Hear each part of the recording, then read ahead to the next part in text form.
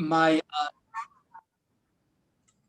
my background was in computer systems and information systems, so I kind of had like the technical background going into the city planning PhD, and that was always kind of the niche that I wanted to fill was something around tool building and methods to try to understand urban space better.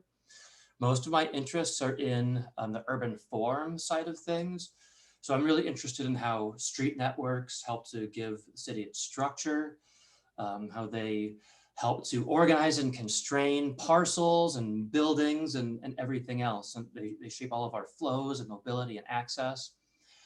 So when I was working my dissertation, I came up with this really grand dissertation plan where I would look at all the street networks of all these cities all around the world and put together some kind of clustering analysis to try to understand across a bunch of different dimensions what cities were more or less alike, so we could look through their planning histories and understand what kind of forms are the outcomes of different contexts and processes.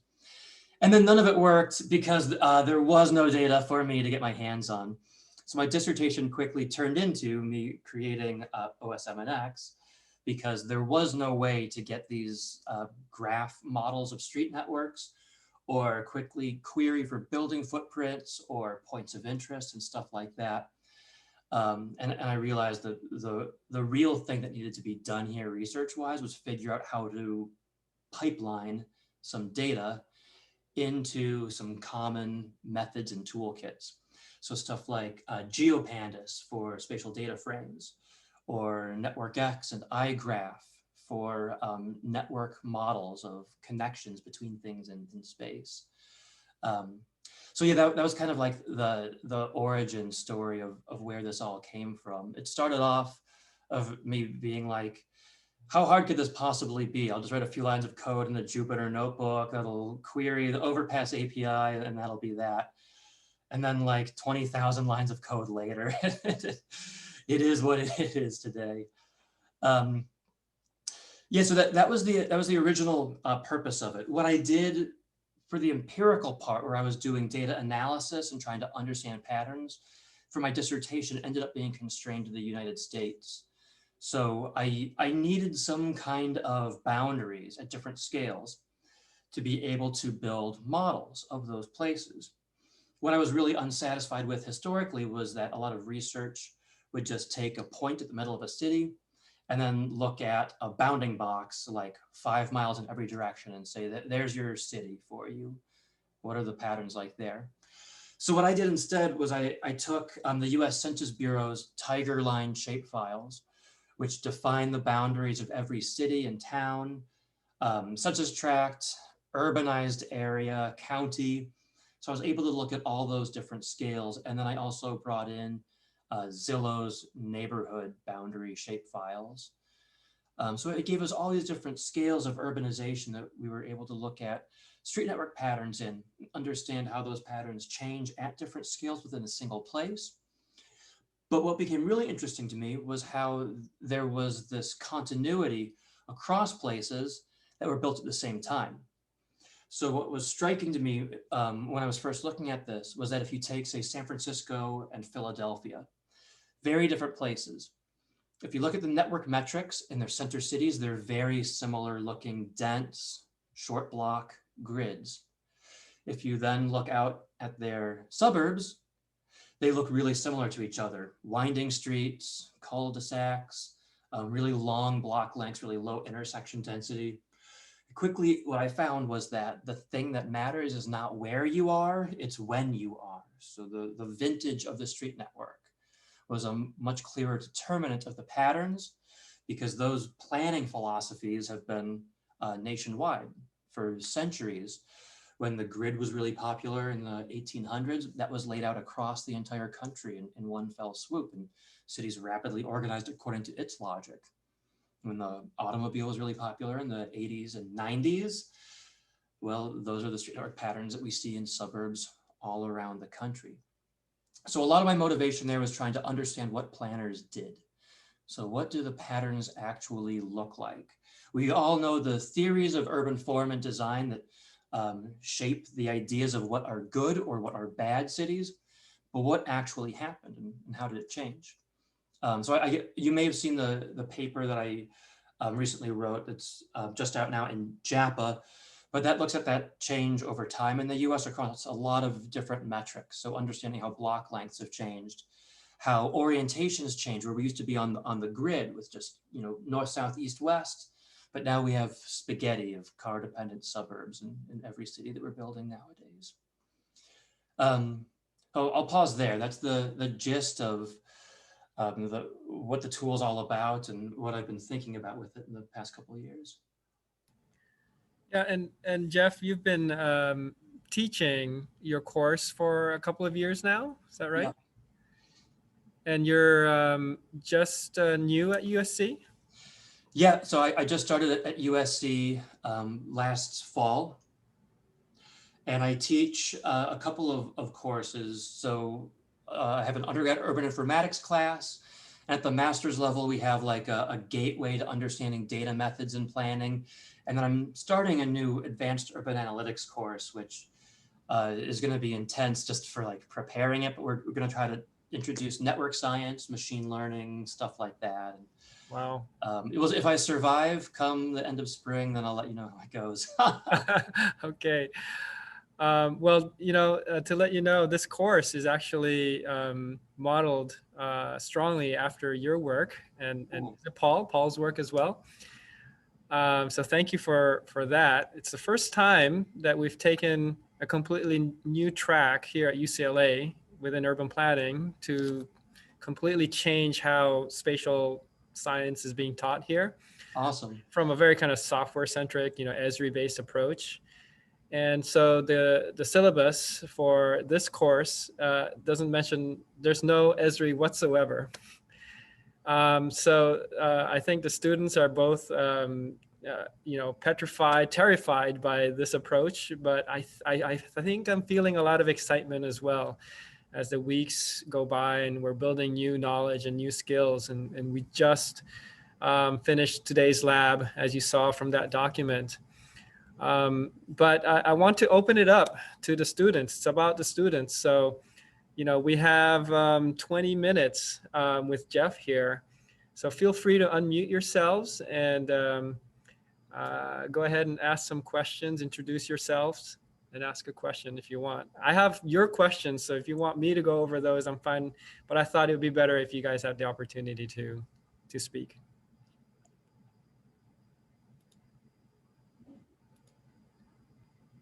Don't everyone unmute at once. We'll all be able to take our turns.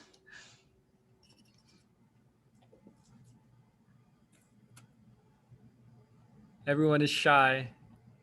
This is the hardest thing with Zoom. It's you gotta like click the button to unmute before you even start talking. I saw this great meme that said that lecturing this year on Zoom is like Dora the Explorer.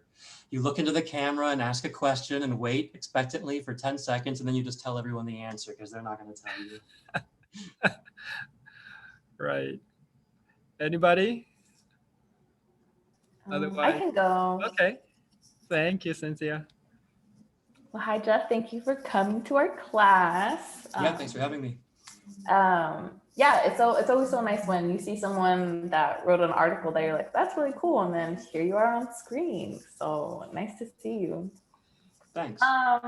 My question is about, so in your article, you were talking about how you've seen these trends in the US that are kind of going back towards grid streets. And grid-like streets can also be associated with like more walkability and more like environmentally sustainable kind of roads as well. From my experiences in different neighborhoods, and particularly in low-income neighborhoods, I oftentimes notice that there tends to be a lot of grid-like streets in low-income neighborhoods. And so I'm wondering like what kind of analysis you've done to look at like the differences between gridded streets and non-gridded streets and their like economic disparities. Yeah, and the part of the problem there is the idea of endogeneity. So it's not that gridded streets in South LA cause South LA to be poorer than circuitous streets in Bel Air, right? That's not the reason why. And likewise, it's not like the curving early 20th century streets in Beverly Hills caused Beverly Hills to be wealthy. The problem is that people have made these racialized planning decisions all across LA for decades and decades. And different parts of the city developed at different times and were in vogue in different times. But there's a lot more to it than just physical determinism. So while grids can help us have more permeable street networks where it's easier to move through space than really long blocks allow, they also can often just track when the place developed or where it developed. So if you have, really a lot of poor communities living on gridded blocks in South LA, you have a lot of really wealthy communities living on gridded blocks in Santa Monica, for example. So it's not deterministic unless you control for all the other things, who built freeways where, who redlined which communities. Part of it is a function of era and design, but a lot of it's not.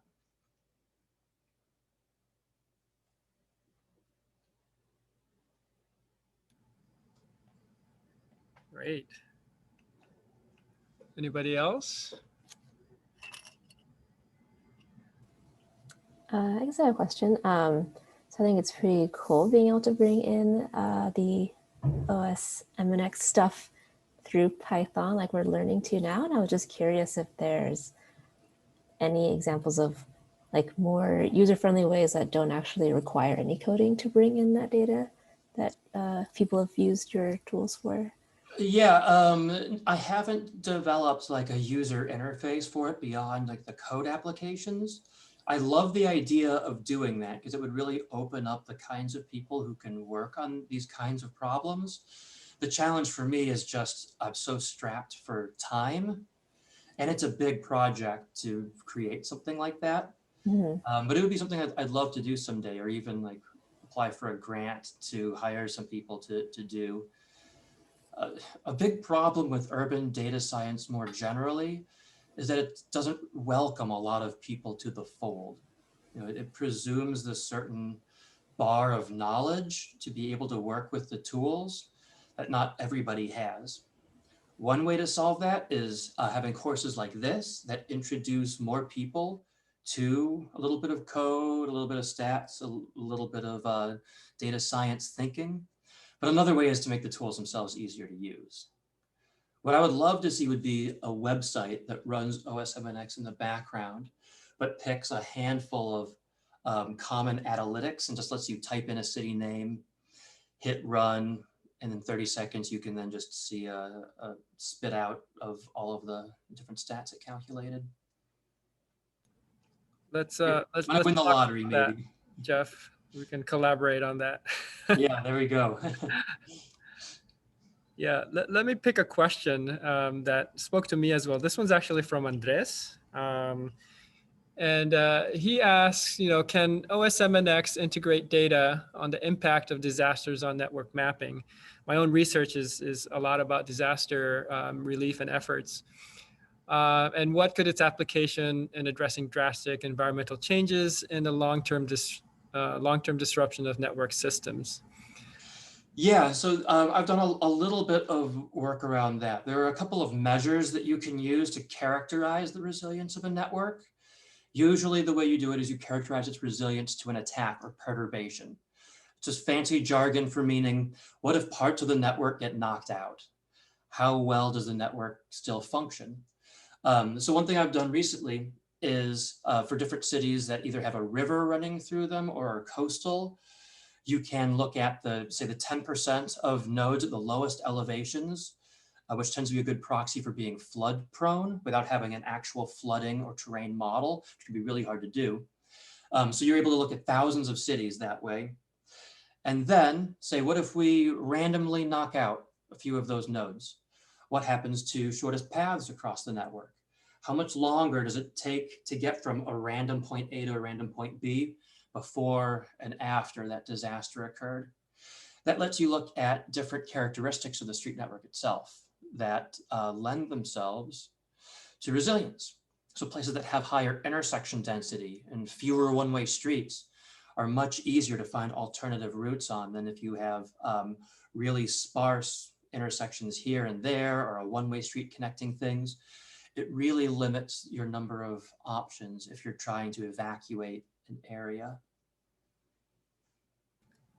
Yeah, that's fascinating. I can almost also envision a front end for that, where you could simulate disaster situations anywhere in the world and then run in the back end and, to fetch the network grid for any location, and then simulate a situation, as you said. So that's fascinating.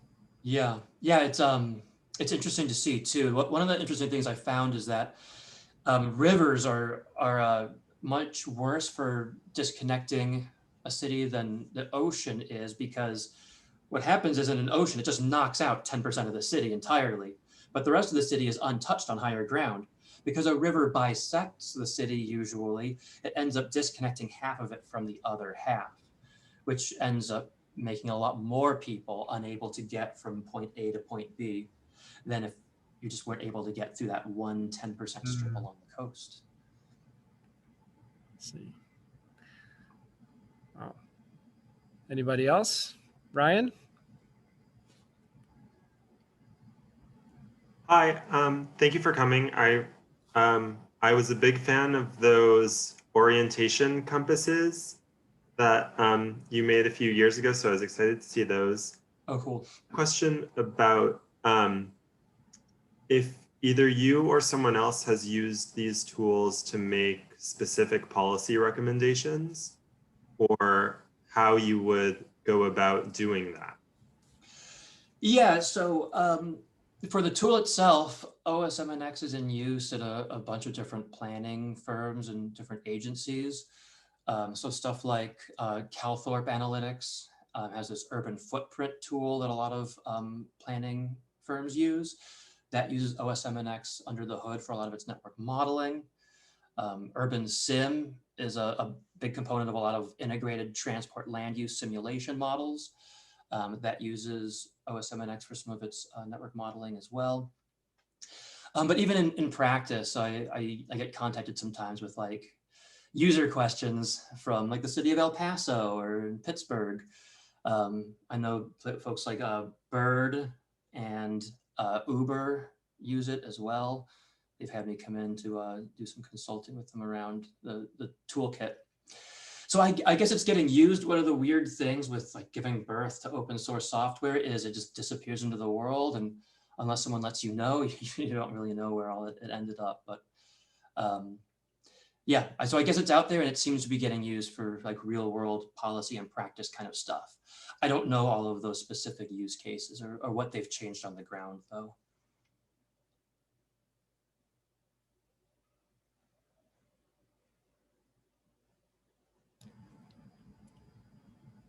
Anybody else? I can ask this question that I wrote. I was wondering if I mean, maybe not, maybe you wouldn't know, but I was wondering if anybody looked at how streets changed after like the fall of the Soviet Union and all of those countries and cities like Berlin, maybe expanded or merged together or things like that. Yeah, that's a great question. The problem for me to look at that would be that I need some kind of data telling me when different parts of those places were built. So in the US, I can get some of that from the US Census Bureau. I don't know the German or Russian context well enough to be able to know what data are out there. One thing people have done though is they'll look at concentric rings. So they're less concerned about when exactly it was built and more just under the assumption that cities build from the inside out, what came earlier and what came later. So relative to what came earlier, what are things like that came later on the outside of cities? And ubiquitously across the world, you see less density, longer blocks, lower connectivity intersections, all the things you kind of expect that just reflect the last 80 years of urbanization that almost everywhere in the world put cars in a primal position.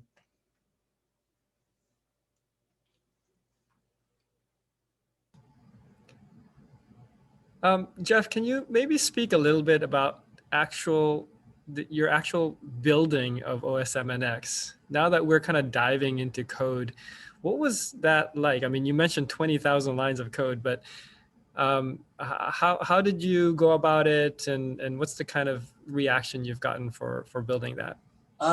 Yeah, well, it was very piecemeal. And I mean, I didn't know how to write a software package when I started. Like I knew how to write code, but it's a different kind of thing to think about, like putting all of these pieces together and how people will use it and how to make it comprehensible for how to use it.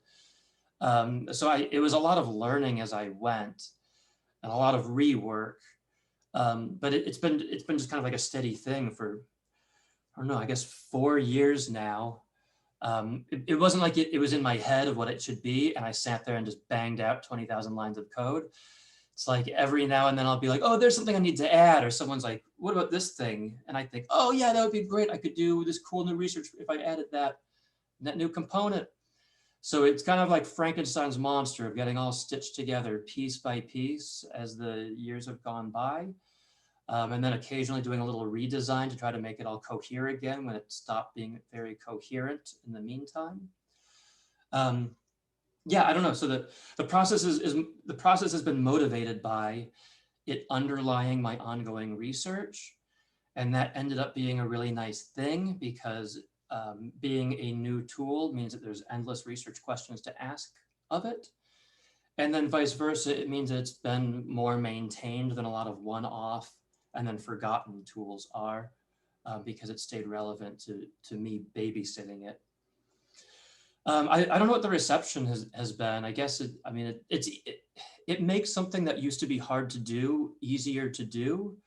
So there's been some appetite in like the urban data science world to use it, just because it prevents people from having to write their own software to do a lot of these analyses that are pretty useful to do. Yeah, it just feels like it's such a case study of, you know, it doing so many things for yourself, but also for the field of planning.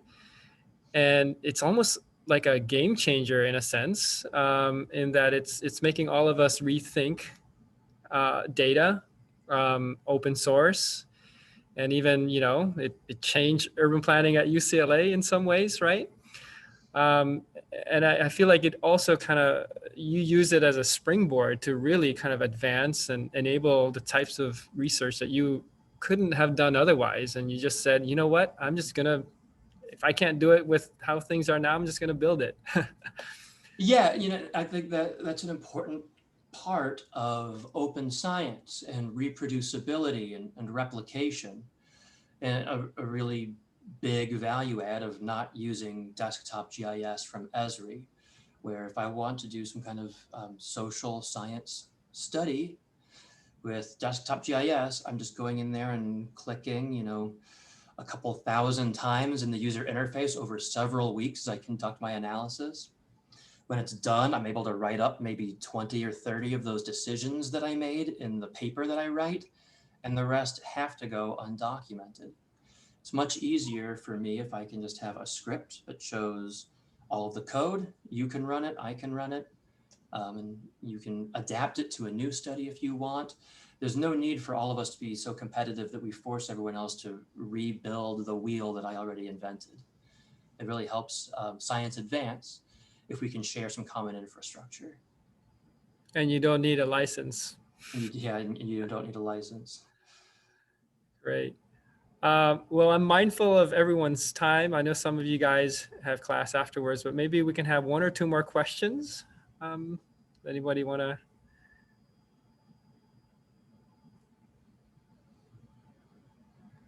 I have one if nobody wants to speak up, which I think summarizes what maybe many of you guys are thinking.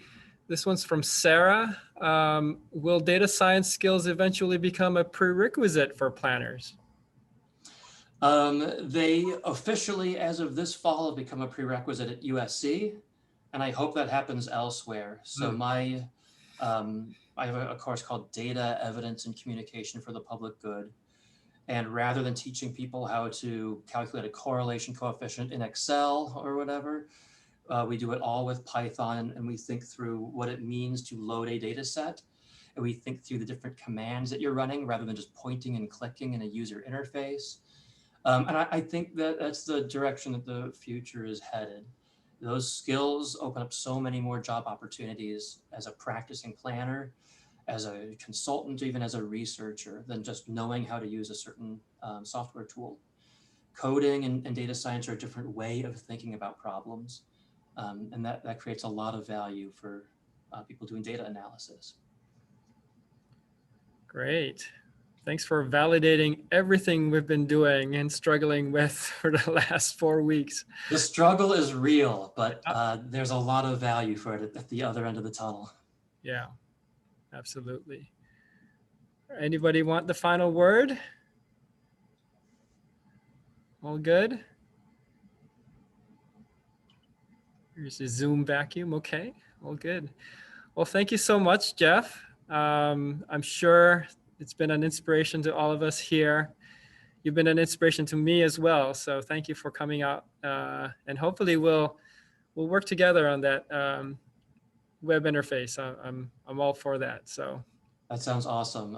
Thanks for having me. It was really nice to meet all of you today. Yeah, thank you so much, Geoff. Yeah, see you later. All right. All right. Well, that was pretty cool, huh?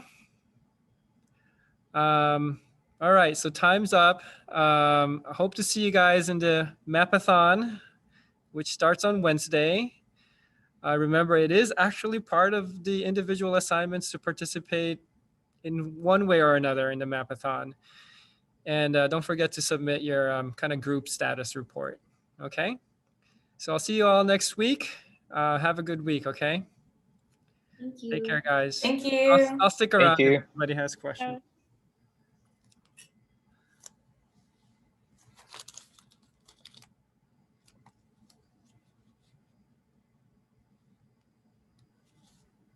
I didn't have a question. I was just going to ask if you're still going to hold office hours, even though you have the Mapathon this week.